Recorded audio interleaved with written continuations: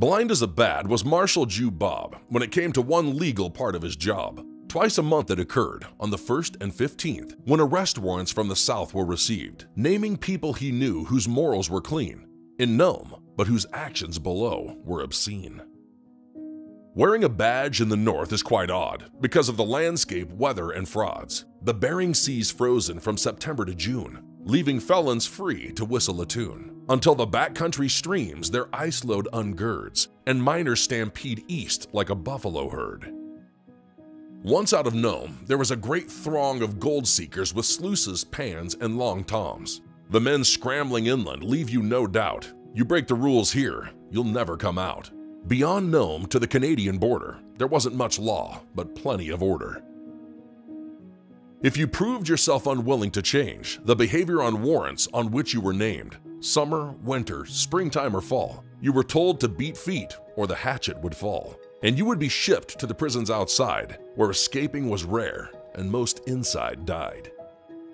In Nome, if you could not keep your nose clean or committed acts which were considered obscene, you were sentenced to serve the town for a while, reducing logs to splinters on the city's woodpile. To keep you from running, your boots were sequestered, and in summer, clouds of mosquitoes did fester.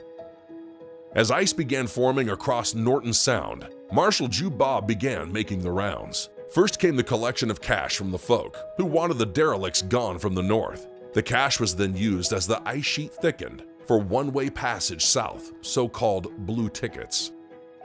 The curse of the law is knowing the truth, but not having the right to go beyond sleuth. Because when a man of law goes bad, there's not much to be done, so sad. And there are certain outrages you have to absorb and live with the bile and/or drop overboard.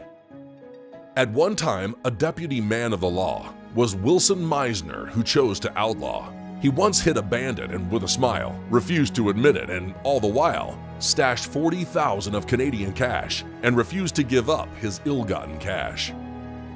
Marshal Jew Bob got news from the east that two hooligans had pulled a deceit. Scurvy Bill, along with Two-Tooth Mike, had purloined the gold, then taken a hike, hot-footed west as far as they could go, and holed up in Meisner's cabin in Nome. A posse was formed, but it came with a flaw. To be legal, it needed a man of the law to guide all their action and record the whole deal, so no other bandito would try the same steal.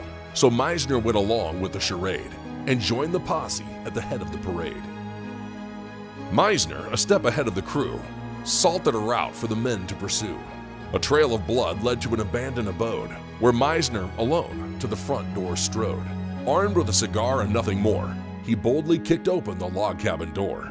Hailed for boldness for his cabin advance, no one in the posse considered the chance that Meisner had played them for Scurvy Bill and Two-Tooth Mike, who went over the hill, and neither was ever heard from again, or, for that matter, the payroll Canadian.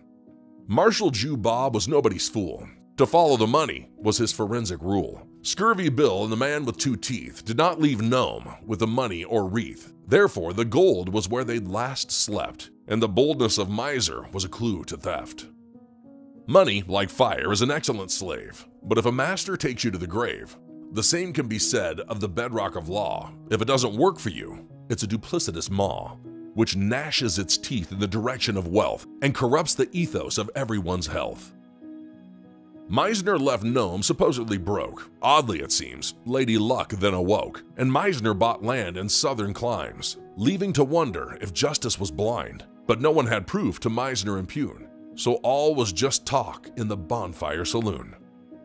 Marshal Jew Bob is from Steve Levi's book, Bonfire Saloon. Bonfire Saloon is available at Author Masterminds, on Amazon, Barnes & Noble, and everywhere good books are sold. Bonfire Saloon is a Readers and Writers Book Club selection.